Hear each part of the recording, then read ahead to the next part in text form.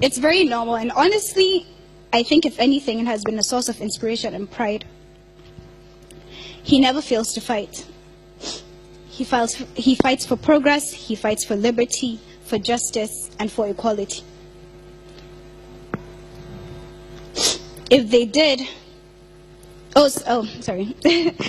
So those people that think they know my father should know that he will never be silenced by blackmail and intimidation. He lost his position once, he was suspended from CBN. And I remember, I don't know if you remember the famous quote where he said, "You can suspend a man, but you can never suspend the truth." And one of his favorite quotes is from the Meditations of Marcus Aurelius. Whenever confronted with a choice between what is right and what is popular, you must always do the right thing. He taught us, and I know he does not mind being the most unpopular emir so long as he speaks the truth. As for the throne, he always says it is God who gives power, and only God takes it away. When God says your time is up, it is up. And before then, no one can do anything about it.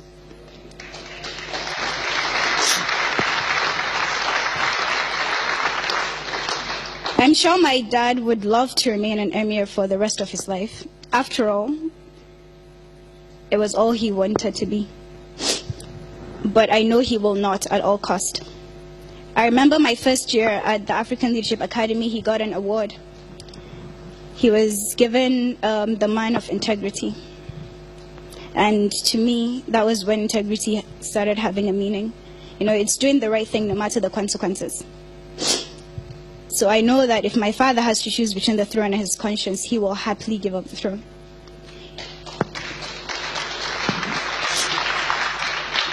He has already accomplished his ambition of succeeding his forefathers, and frankly is the same person I knew as a banker and as a central bank governor. As an emir, he has not changed and will be the same person even as an ex-emir if it comes to that. But he will not be silenced, that much I know.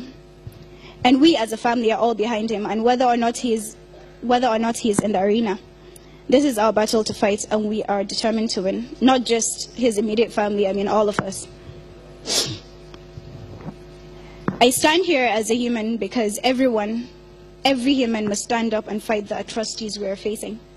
My father has already given you the data.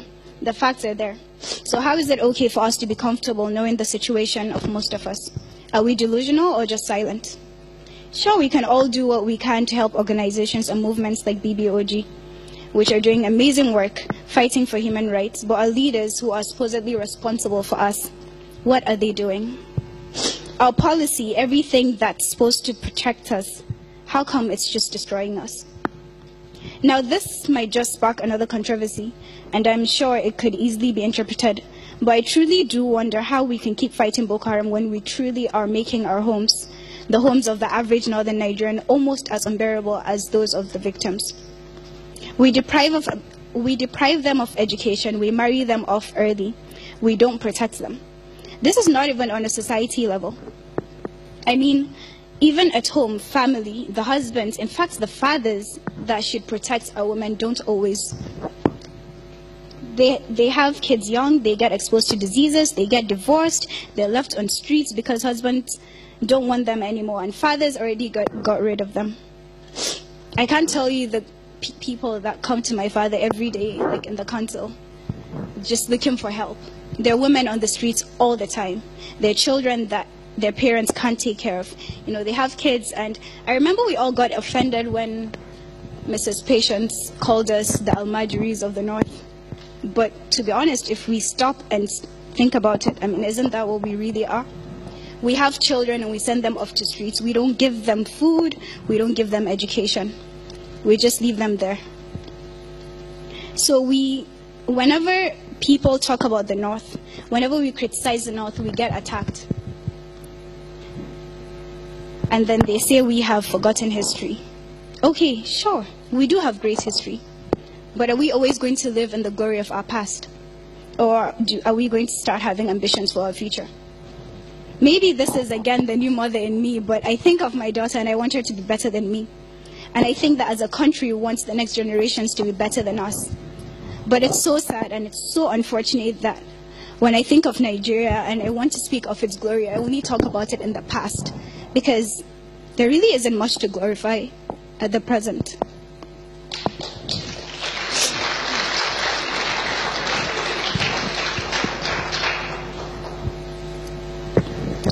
So, what are we?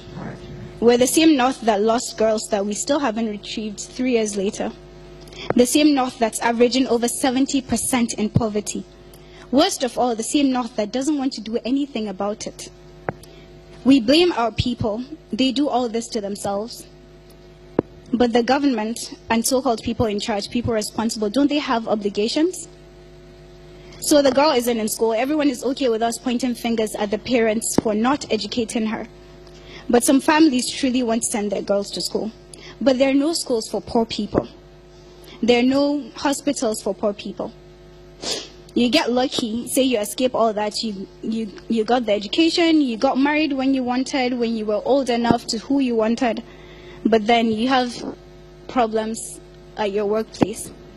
Maybe you don't even get a job. And there's a problem we're facing because equality is making sure that when a man and a woman apply for a job, they all have 50% chances of getting it. So I think I would conclude now because I'm taking too much time. But I want to thank you all for making this happen, and I hope that we will all be inspired to be proactive. I'll leave you with a quote that my sister, it's like her favorite quote from Benjamin Franklin.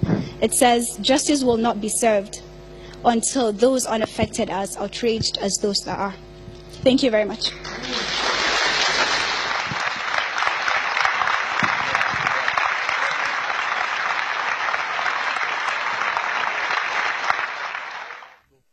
That was Shahida Sanusi, the daughter of the Emir of Kano, His Highness Lamido Sanusi. Now, her presentation is historic, as this is the first time a non-titled holder is representing the Emir of Kano, and it's more poignant as she is a woman. She spoke about the dangers of not educating the girl child. What a fortunate princess she is to have a father who's so strong in mentorship. And that's why, you know, when we talk a lot about girl-child education, I mean, it's not just something that women need to fight for. It's also something that men must support. And you have the greatest support, one of the strongest support ever. A daughter come and ably represent her father. It takes courage to read that father's speech. If I were the one, maybe I would have edited it. But well done, our princess, well done. Well, she did talk about, you know, the parents, the pain of the Chibok parents. I remember once on Sunrise Daily, the program I anchor almost every morning with my colleagues, talking about, you know, waiting. Then very few of the girls had returned, and I think it was just the ones who had come back by themselves that had come back. The Bring Back Our Girls movement had the slogan, something about hope, keeping hope alive. It was a very strong statement. It was something that I could not fully comprehend. And I asked, how do you sell hope? How do you keep hope alive to parents who are waiting, who are wondering, when will my daughter return? How do they keep that hope alive? But they were right. Not too long after, some 24 girls, 20 girls, 21 girls were returned, were rescued, or negotiated for, if you prefer. And at least it looked like there was light at the end of the tunnel. But can you imagine how it must be for those parents wondering, will my daughter be among the 24 or 21 that were returned? Will they be among? And then the disappointment when your daughter is not there. This morning, ladies and gentlemen, I'd like you to listen to the testimony of one of the Chibok parents, Sarah Samuel.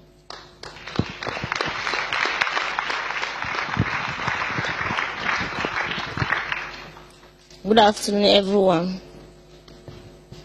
My name is Rebecca Samuel. I can't continue speaking in English. I will speak in Hausa. Barkanmu da warhaka. Shekara uku 'yan matanmu yau sun cika. ba kwana uku bane. Shekara uku